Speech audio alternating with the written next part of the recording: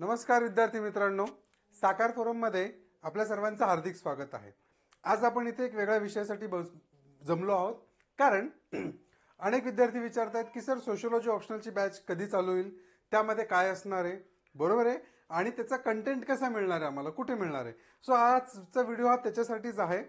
आपली sociology ऑप्शनलची batch already चालू झालेली आहे आणि ती तुम्हाला साकार फोरम या ॲपवर मिळणार आहे। कुठे मिळणार आहे मित्रांनो? साकार फोरम हे जे ॲप आहे हे तुम्हाला डाउनलोड करायचं आहे गुगल प्ले वरून। कुठे? गुगल प्ले स्टोअर जे आहे त्याच्यावरून तुम्हाला साकार फोरम हे ॲप डाउनलोड करायचं आहे आणि तिथे तुम्हाला आपल्या बॅच साठीचे रजिस्ट्रेशन मिळतील। पहिली गोष्ट क्लिअर आहे। या बॅचचं स्वरूप काय असणार आहे? ओके, ही बॅच पूर्णपणे ऑनलाईन असणार आहे।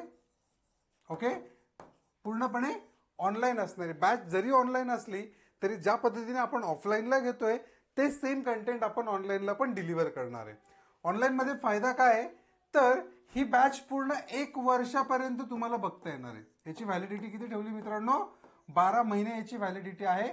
12 महिन्यामध्ये तुम्ही किती वेळा ते लेक्चर्स बघू शकतात हे आपण त्याच्यामध्ये सांगतोय। करेक्ट आहे? 12 महिन्यानंतर ती व्हॅलिडिटी संपते। 12 महिने त्याची व्हॅलिडिटी आहे, राईट। आता या बॅचचं स्वरूप काय, त्याच्यात काही थोडासा कंटेंट आपण बघूया। साधारण 3.5 महिने मी इथे लिहिलेले आहेत संपूर्ण सिलेबस कव्हर करण्यासाठी, पण 3.5 ते 4.5 महिने एवढा कालावधी हा लागतो, कारण 1 महिन्याचा जो कालावधी आहे तो आपण तुमच्या आन्सर रायटिंग डेव्हलपमेंटसाठी ठेवलेला आहे, बरोबर आहे। पण ते काही एकाच वेळी होईल का? तर नाही, ते रोज थोडं आन्सर रायटिंग होणार आहे त्याच्यामध्ये, आणि त्यातून तुमची डेव्हलपमेंट टेस्ट केली जाणार आहे की तुम्हाला खरंच विषयावरची पकड आली आहे का, तुम्हाला जो कंटेंट दिलेला आहे तो तुम्हाला डिलिव्हर करता येतोय का, लिहिता येतोय का, आणि तुम्ही जे लिहित आहात ते सुसंगत आहे का, रिलिव्हंट आहे का। कारण हे जर बघितलं नाही तर तुमच्या अभ्यासाला काही अर्थ नाहीये। त्याच्यामुळे हा साधारण कालावधी असणार आहे। त्याच्यानंतर आपण जर बघितलं, यात मी लिहिलंय की इंटरॅक्टिव्ह आणि immersive classes to enhance the one's grasp over the subject. म्हणजे काय की क्लासेस जे असणार आहे ते इंटरॅक्टिव्ह असणार आहे, तुम्हाला प्रश्न विचारले जातील। हा, यामध्ये इंटरॅक्टिव्ह असण्याचं कारण तुम्हाला एक सांगतो, ही बॅच जरी ऑनलाईन असली तरी सुद्धा प्रत्येक शनिवारी, प्रत्येक सॅटरडेला है ना, प्रत्येक शनिवारी आपलं काय असणार आहे मित्रांनो, एक लाईव्ह सेशन असणार आहे, बरोबर आहे। या लाईव्ह सेशन मध्ये बरोबर आहे, तुमचे जे पण अडचणी असतील आठवड्याभरात जे पण झालेलं आहे, जे पण लेक्चर्स असतील जे तुम्ही बघितलेत, आणि संपूर्ण लेक्चरमध्ये तुमची कुठलीही अडचण असेल, बरोबर आहे, तुमचे जे प्रॉब्लेम्स असतील, तुमचे जे डाऊट असतील ते तुमचे या ठिकाणी सोडवले जाणार आहेत। त्यामुळे हे अतिशय महत्त्वाचं असणार आहे हा सेक्शन। त्यानंतर याच्यामध्ये एक महत्त्वाची गोष्ट आहे की ऑप्शनल विषय बरेच लोक शिकवतात, सोशियोलॉजी पण शिकवणारे भरपूर आहेत, त्यात काही प्रॉब्लेम नाही। पण आपल्या क्लासचं वैशिष्ट्य, मी माझं शिकवण्याचं वैशिष्ट्य आहे ते जे आहे ते सांगतो।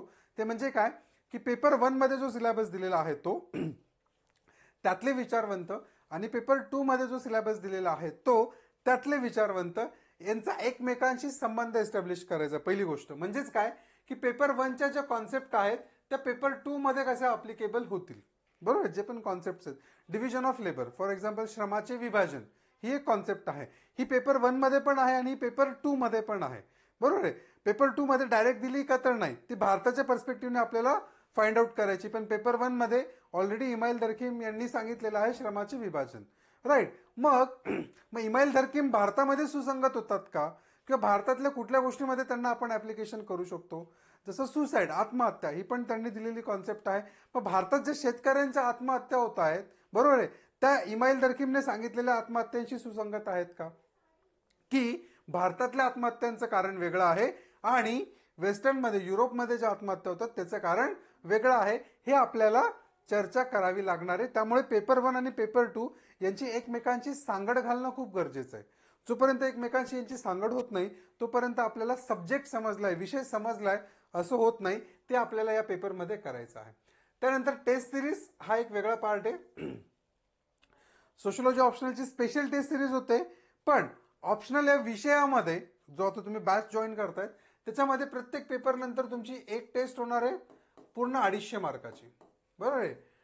आणि तुम्हाला ऑलमोस्ट प्रत्येक 2 लेक्चर नंतर किंवा प्रत्येक लेक्चरमध्ये किंवा प्रत्येक 2 ते 3 लेक्चर नंतर तुम्हाला कमीत कमी एक प्रश्न हा रोज तुम्हाला लिहायला दिला जाणार आहे। एक प्रश्न तुम्हाला हा रोज लिहायला दिला जाणार आहे। म्हणजे साधारण पुढचे 3.5 ते 4 महिने तुम्ही 100पेक्षा जास्त प्रश्न तुमचे स्वतःचे लिहून होतील आणि त्यानंतर मग तुमच्या काय होणार आहेत, या टेस्ट होणार आहेत मित्रांनो. ही गोष्ट लक्षात घ्या. म्हणजे स्ट्रक्चर बघा बरं का, आपण बेसिक पासून सुरुवात करतोय, म्हणजे अगदी स्टेट बोर्ड, एनसीईआरटी आपण त्यातलं सगळा कंटेंट घेणार आहोत. तुमचं बेसिक फाउंडेशन आधी तयार होईल.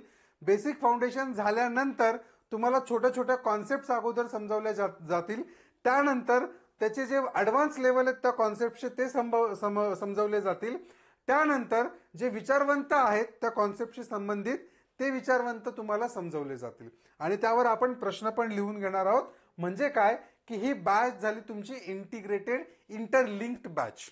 प्रत्येक टॉपिकशी ती इंटरलिंक केलेली असणार आहे. त्यानंतर discussion of previous years papers, जे पण आता एमपीएससी मध्ये तर प्रिव्हियस इयर पेपर्स काहीच नाहीये, पण युपीएससी मध्ये जे झालेले आहेत, जे आता रिसेंट मधले पेपर आहेत, मागचे पेपर आहेत, तर ते पेपरचे प्रश्न त्याच्यावर पण डिस्कशन करणार आहोत आणि तुम्हाला लिहायला पण ते दिले जाणार आहेत प्रॅक्टिससाठी. बरोबर आहे. त्यामुळे तो महत्त्वाचा पार्ट आहे. तुम्हाला जे आहे ते क्रिस्प आणि रिलिव्हंट स्टडी मटेरियल आहे. तुम्हाला प्रत्येक टॉपिकचा जे पण लेक्चर होत आहे त्याची पीडीएफ फॉर्मॅटमध्ये नोट्स ही आपल्या ॲपवरच उपलब्ध असणार आहे. बरोबर आहे. पीडीएफ फॉर्मॅटमध्ये नोट्स ही आपल्या ॲपवरच उपलब्ध असणार आहे. ही नोट्स जे असणार आहे याच्यामध्ये जेवढ्या पण भारतातल्या युनिव्हर्सिटीज आहेत चांगल्या, ज्या समाजशास्त्रासाठी काम करतायत, जेवढे पण रेफरन्स बुक आहेत भारतातले जे महत्त्वाचे आहेत, त्या सगळ्यांचा क्रिस्प, त्याच्यातला सगळ्यांचा महत्त्वाचा कंटेंट घेऊन ही नोट्स बनवलेली आहे. म्हणजे याचा तुम्हाला नक्कीच फायदा होईल. तुम्हाला जास्त वेगळं काही वाचायची गरज पडणार नाही किंवा नोट्स बनवण्याची गरज पडणार नाही. एक वेळ तुम्ही पुस्तकं रेफर करू शकता तुमच्या समाधानासाठी, पण या नोट्समध्ये तुमचं जवळपास सर्वच काम होणार आहे हा आम्हाला विश्वास आहे. त्यामुळे त्या नोट्स कॉम्प्रिहेन्सिव्ह आहेत. बरोबर आहे. त्याच्यामध्ये सगळं कव्हर केलेलं आहे. त्यानंतर पर्सनलाइज मेंटरशिप हा सगळ्यात महत्त्वाचा विषय मित्रांनो.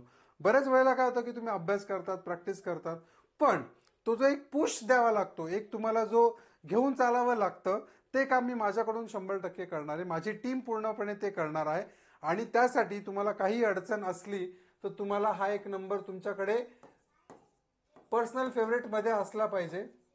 बरोबर आहे. नंबर अगदी सोपा आहे. 88067989 आणि 99 हा नंबर आहे. यावर तुम्ही संपर्क करा. तुमचा काही प्रॉब्लेम असेल तर तुम्ही ते नक्की तिथे विचारा. तुमच्या प्रत्येक प्रॉब्लेमचं सोल्युशन त्या ठिकाणी दिलं जाईल. धन्यवाद मित्रांनो.